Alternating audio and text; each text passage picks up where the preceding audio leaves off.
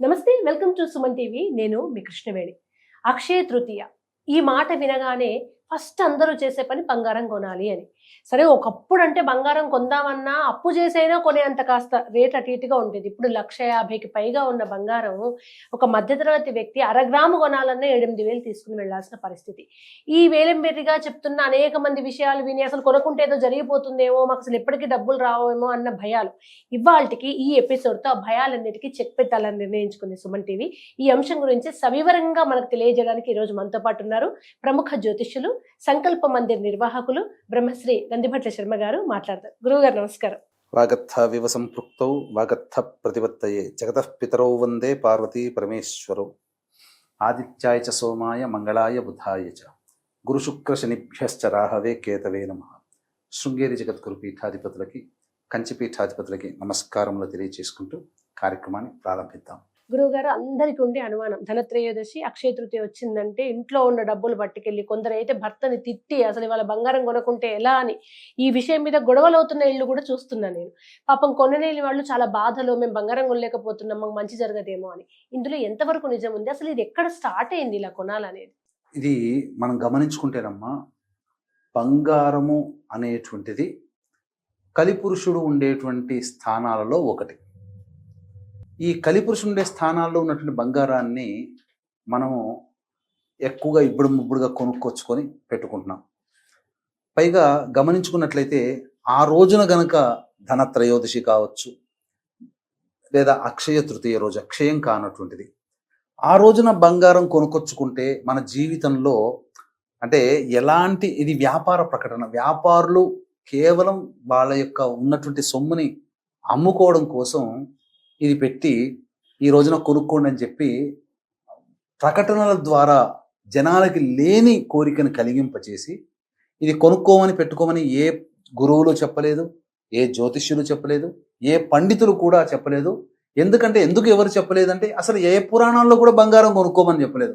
అంటే మీకు తెలిసినంతగా పంచపాండవులు కానీ, రామాయణంలో కానీ, ఎవరైనా కానీ, పురాణ పురుషులు ఎవరైనా కానీ బంగారం కొనుక్కొని వేసుకున్నారు, బంగారు ఆభరణాలు పలానా రోజు అంటే మనకంటే తెలియని పురాణాలు వాళ్ళకి తెలుసా?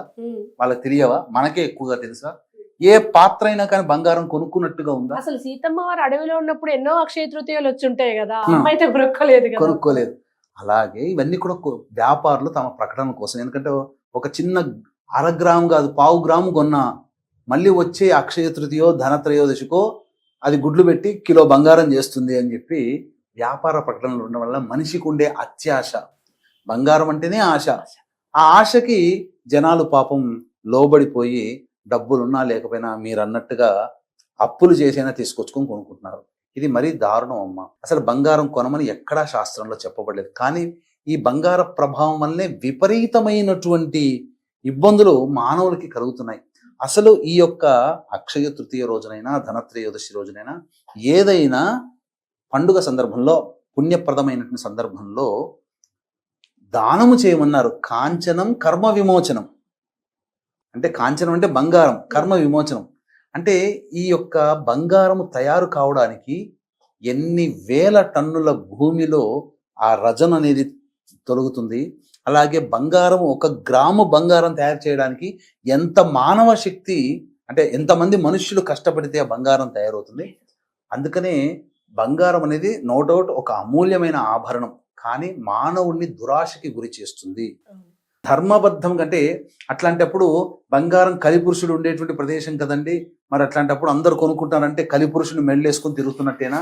ఉంగరాలు చేసుకుంటున్నారు ఆడవాళ్ళు, బంగారాలు కిలోలు అని అంటే, సహజంగా చెప్పాలి అంటే ధర్మబద్ధమైనటువంటి సంపాదన ద్వారా బంగారం కొనుక్కుంటే అది లక్ష్మీప్రదం. అధర్మబద్ధముగా సంపాదించి దాన్ని వస్తు రూపంలో మార్చుకొని బంగారంగా దాన్ని తీసుకుంటే అది ఎప్పుడు కూడా అధర్మమై కూర్చుంటుంది. తద్వారా మనకు భయాందోళనలు ఉంటాయి. మీకు ముఖ్యంగా ఇప్పుడు ఈ కాలంలో ఎవరైనా ఆడవాళ్ళు నడి రోడ్డు మీద జనసంచారం లేకుండా ఒక్క తాడైనా వేసుకొని బయటికి వెళ్ళగలిగే శక్తి ఉందమ్మా. దానివల్ల ప్రాణాలే పోతున్నాయి.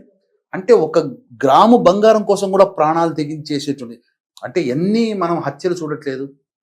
అంటే ఇదంతా ఎక్కడి నుంచి వచ్చింది అని అంటే, దీనికి ఒక గాథ ఉందమ్మా. బంగారము కలిపురుషుడు బంగారంలోకి ప్రవేశించాడు అని చెప్పడానికి ఒక గాథ జరిగినటువంటిది. ద్వాపర యుగంలో భీముడు జరాసంధుడిని సంహరించిన తర్వాత ఆ రాజ్యంలో సంహరించి ఆ రాజ్యం అంత సొత్తంతా విజయులకే కదా.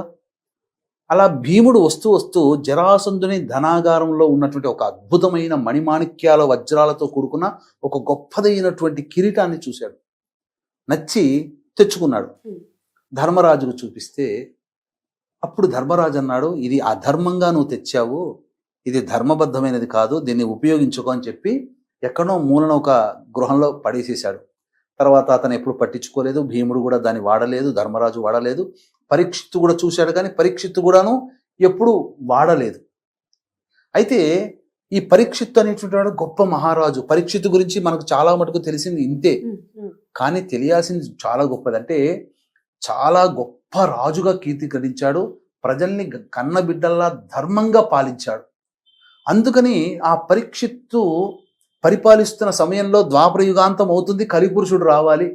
కలిపురుషుడు రావడానికి ప్రవేశం జరగట్లేదు.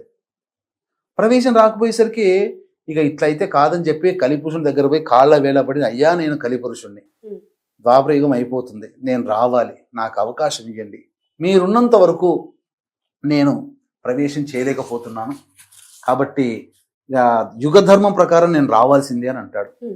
అంటే అప్పుడు ఏం చెప్పాడంటే, సరే నీవు ఎక్కడెక్కడ ఉండాలి, జూదం జరిగే చోట, మద్యపానం సేవించే చోట, అహింస ఉండే చోట, అత్యాశ ఉండే చోట, అధర్మం ఉండే చోట, ఈ 5 చోట్లలో నీకు ఆ స్థానం ఇస్తున్నాను. ఇక నా రాజ్యంలో కాదు, అంటే నా రాజ్యం అంటే ఈ భూమి అంతా ఆయనదే ఒకప్పుడు, ఈ భూమి మీద నువ్వు ఎక్కడ ఇవి ఉంటాయో అక్కడికి వెళ్ళు అని అంటాడు. అన్న తర్వాత కలిపురుషుడు ప్రవేశం జరిగింది. ఇలా జరిగినటువంటి సందర్భంలో చాలా చోట్ల కలిపురుషుడు ప్రవేశం చేశాడు.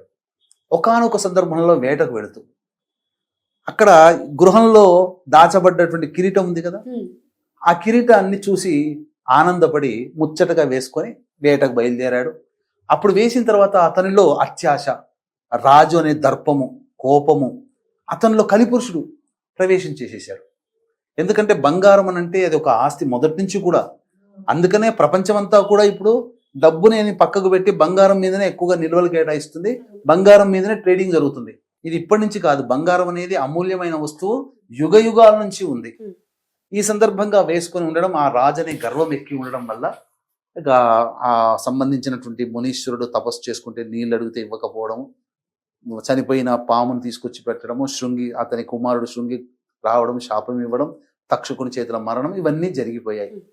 కాబట్టి బంగారము అనేటువంటిది ధరించడం వల్ల అతనికి ఒక అహంకారము, దర్పము ప్రవేశించింది. ఆ దారభ్యత, బంగారం అనేటువంటిది కూడా కలిపురుషుడు యొక్క స్థానాల్లో ఒకటిగా ఉంది. ధర్మబద్ధమైనటువంటి సంపాదనతో కొనుక్కుంటే తప్పులేదమ్మా, కానీ బంగారం అనేటువంటిది దానము చెయ్యాలి. అందుకనే మీకు ఇప్పటికీ కూడా గొప్పదైనటువంటి యాగములు రాజసూయ, వాజపేయ, పౌండ్రిక, సోమయాగములు ఇలాంటివి యాగాలు చేసినప్పుడు అక్కడ బంగారములు తులములుగా దానం చేసిన వాళ్ళని నేను చూశాను. వాజపేయి యాగం చేస్తుంటే బ్రాహ్మణులకు అందరికీ కూడా, వచ్చిన ఋత్వికులకు అందరికీ కూడా తులం బంగారం దానం చేశారు. ఇప్పటికీ ఋతువులకు సహజంగా కొంతమంది సువర్ణ దానం ఇస్తూ ఉంటారు. దానం అంటే ఆ సువర్ణ దానం ఇవ్వడం వల్ల కర్మదోషం తొలగిపోతుంది. అందుకనే ఈ యొక్క అక్షయ తృతీయ రోజున దానం చేయమన్నారు. అందరికీ మీరు అన్నట్టు శక్తి ఉండదు. కాబట్టి ఈ సందర్భంగా మనకు బంగారంతో సమానమైనటువంటిది దానం. అంటే ఆ బంగారమైనది విలువైన లోహం కాబట్టి దానితో సమానమైనటువంటి విలువైనటువంటి వెండి లోహాన్ని కానీ దానం చేయవచ్చు. అలాగే ప్రధానంగా ఆ రోజున సంబంధించినటువంటిది ఆ పుణ్యాన్ని సంపాదించుకోవడం. ఇప్పుడు అక్షయ తృతీయ వస్తుందమ్మా, 20వ తారీఖు రోజున చేసుకోవాలి. చాలా మంది 19వ తారీఖు అంటున్నారు, కానీ 19వ తారీఖు కాదు, 20వ తారీఖు రోజునే చేసుకోవాలి. ఉదక కుంభదానం చెయ్యాలి ఆ రోజున.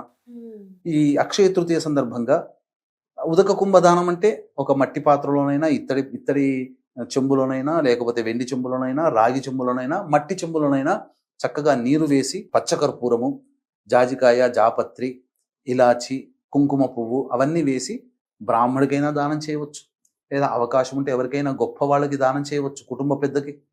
ఇంకా చెప్పులు, విసనకర్ర, మిఠాయిలు, లడ్డూలు, అలాగే చక్కటి చల్లగా ఉంచేటువంటిది కాటన్ వస్త్రము, ఇవన్నీ కూడా గంధము, ఇవన్నీ కూడా దానం చేయవచ్చు. మజ్జిగన్నాన్ని దానం చేయాలి. పుణ్య కార్యక్రమాలు చేసుకోవాలి అంతే తప్ప.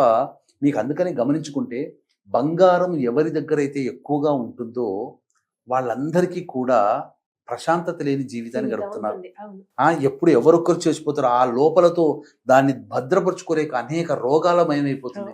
ఒక్క బంగారు లేడితోనే కదా రామాయణం అంతా రావణ వధ జరిగింది. ఒక్క బంగారు వర్ణంలో కనబడ్డ లేడిని చూసి ఎక్కడా లేదా బంగారు లేడి నాకు కావాలని అంటే అక్కడి నుంచి మొదలైనటువంటిది రావణ వధ సంహారం అక్కడి నుంచి ప్రారంభమైంది. అప్పటి వరకు రావణుడు అనే చర్చే లేదు సీతారాముల మధ్య. అప్పటి నుంచి ప్రారంభమైంది. అంటే బంగారం అనేటువంటి దానికి అంతటి విశిష్టత గొప్పతనం ఉంది. అలాగే బంగారంతో చేసుకున్నటువంటి శివలింగాన్ని అభిషేకం చేసిన గొప్ప పుణ్యప్రదం, బంగారంతో చేసిన విగ్రహాన్ని పూజించిన గొప్ప పుణ్యప్రదం.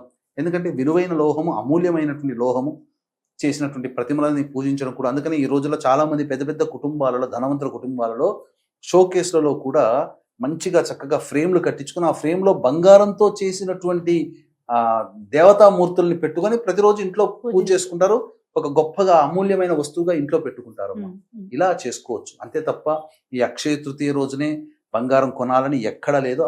దయచేసి వీక్షించేటువంటి సుమన్ టీవీ ప్రేక్షకులు కూడా బంగారాన్ని కొనమని ఎక్కడా చెప్పలేదు. కావాలైతే బంగారాన్ని కొని దానం చేయమన్నారు, కానీ కొని తెచ్చి ఇంట్లో పెట్టుకోండి అని మాత్రం ఎక్కడా చెప్పలేదు. కాబట్టి ఇటువంటి విషయాన్ని అందరూ దృష్టిలో పెట్టుకోండి. అంతేకాకుండా ఈ యొక్క సంబంధించినటువంటి అక్షయ తృతీయ రోజున మన పీఠమాధురంలో దేవతానుగ్రహం కోసమై అరుణాచల క్షేత్రంలో సర్వదోష నివారణ పూజల హోమాలలో భాగంగా నవగ్రహ పాశుపత హోమము, మృత్యుంజయ హోమం, రుద్ర హోమం, సుదర్శన హోమము, లక్ష్మీ మూలమంత్ర సంపుటిత లక్ష్మీ సూక్త హోమాన్ని జరిపించి శక్తిపాతం చేసినటువంటి కరుంగలి మాల ఉచితంగా ఇవ్వడం జరుగుతుంది. అవకాశం ఉన్న వాళ్ళు స్క్రీన్ పై కనిపిస్తున్నటువంటి నెంబర్కి కాంటాక్ట్ చేసి మీ గోత్రనామాదులు 19వ తారీఖు రాత్రి 9 గంటల లోపల నమోదు చేసుకోవచ్చు. చక్కగా వివరించారు గురువు గారు, ధన్యవాదాలు. సర్వం శ్రీ ఉమామహేశ్వర పరబ్రహ్మార్పణమస్తు.